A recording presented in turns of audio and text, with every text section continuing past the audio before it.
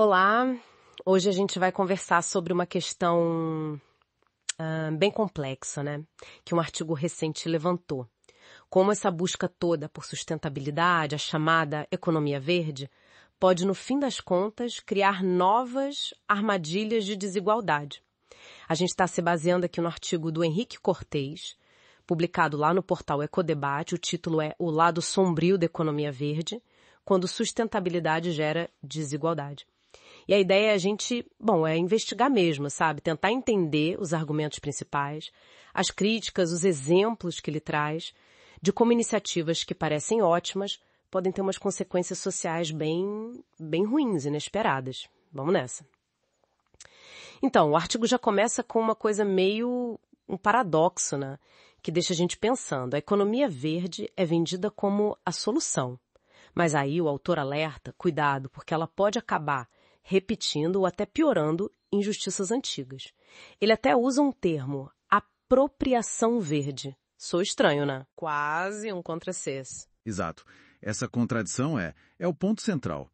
Essa tal apropriação verde, como o Cortez descreve no texto, é basicamente quando se tomam terras, recursos naturais, muitas vezes de comunidades que já vivem ali há tempos, né? E isso em nome de projetos ditos sustentáveis. Biocombustíveis, compensação de carbono, áreas de conservação, até ecoturismo. Só que o resultado irônico que o artigo aponta é que frequentemente essas populações são deslocadas. E aí, aumenta a pobreza, né? E o Brasil aparece bastante nisso, né? Sim, o Brasil é um exemplo-chave no artigo.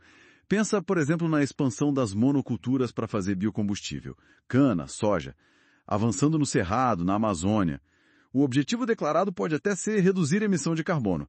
Mas o texto argumenta que o custo disso, muitas vezes, é desmatar vegetação nativa e expulsar comunidades dali. E essa lógica não parece ser só local. O artigo vai além, né? Ele conecta isso com uma ideia que, é ainda mais preocupante. Um tipo de neocolonialismo verde. Isso. A tese é essa. Que ecossistemas em países da África, da Ásia, aqui da América Latina, acabam virando fonte de lucro para fora. E quem paga o pato? As populações mais vulneráveis, que são desapropriadas no processo. Nossa, e ele dá exemplos concretos para isso não ficar só na teoria? Dá sim. O Cortez menciona, por exemplo, a Guatemala.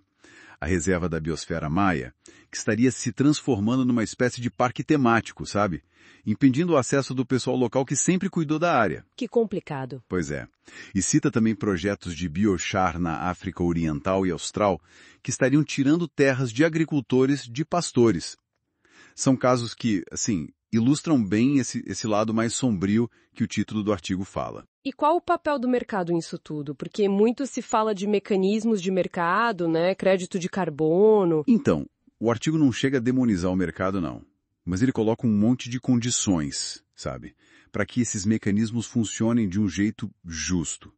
Diz que precisa ter envolvimento real das comunidades locais. Transparência total nos projetos. Responsabilidade de quem está implementando e, isso aqui é fundamental, o tal do consentimento livre, prévio e informado dessas populações. Se faltar isso, o risco de dar errado, de gerar injustiça, é gigante. Entendi. Não é só criar o mercado e pronto. Não mesmo. E tem outro alerta importante no texto.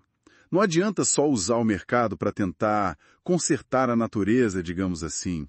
Precisa ir mais fundo. Questionar as próprias estruturas, políticas, econômicas, que levaram à degradação ambiental lá no início. A crítica do Cortez vai além do modelo de produção. Ela mira na lógica de acumulação que está por trás de tudo, né? Faz sentido.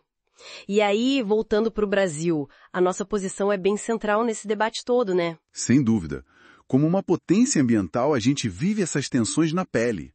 O artigo até menciona os esquemas tipo REDD e REDD+, sabe? Para reduzir emissões do desmatamento. Sim, já ouvi falar. Então, a ideia em si parece boa, né? Mas, segundo o texto, tem cada vez mais relatos de que, na prática, esses projetos acabam limitando o acesso das comunidades locais aos recursos da floresta. Recursos que são essenciais para a sobrevivência delas. Mas o artigo só critica ou ele aponta alguma saída, alguma luz no fim do túnel? Aponta sim. Apesar das críticas, o texto também vê um potencial enorme no Brasil. Um potencial para a gente liderar uma transição ecológica que seja justa de verdade, sabe? Existe a chance de criar modelos que juntem conservação com justiça social, que valorizem os conhecimentos tradicionais das comunidades e que garantam que essas populações locais não sejam só impactadas, mas que sejam protagonistas e recebam os benefícios diretos dessa nova economia. Que não sejam vítimas, né? Exato. Então, resumindo um pouco, a mensagem principal que fica desse artigo é um chamado para responsabilidade, talvez, em vez de só terceirizar as metas ambientais dos países ricos para os mais pobres, financiarizando a natureza. Exato. A proposta que emerge é outra. É valorizar e fortalecer os jeitos locais, tradicionais, de cuidar dos ecossistemas. Que já existem, né? Isso significa repensar essa obsessão pelo crescimento econômico a qualquer custo, né? E dar o mesmo peso para as questões sociais e ambientais. O recado final do artigo é bem direto. Muito cuidado para não criar uma transição verde que só empurra o problema para os mais vulneráveis. O objetivo tem que ser outro. Uma economia que seja inclusiva, justa e que realmente regenere o planeta para todo mundo. Fica muito clara, então, essa tensão central que o artigo do Henrique Cortez explora. O potencial da economia verde existe, é inegável, mas o risco dela virar mais uma ferramenta de exclusão é muito real e exige que a gente esteja sempre atento à questão da justiça social, né? Com certeza.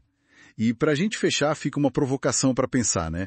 Se o texto insiste tanto em valorizar o conhecimento local e em processos justos, como será que esses grandes mecanismos globais de financiamento climático, esses fundos internacionais poderiam ser, sei lá, redesenhados, para eles realmente fortalecerem e empoderarem as comunidades, em vez de ter esse risco de acabar deslocando ou prejudicando justamente quem está lá na linha de frente, tanto sofrendo os impactos, como muitas vezes sendo a chave para a solução.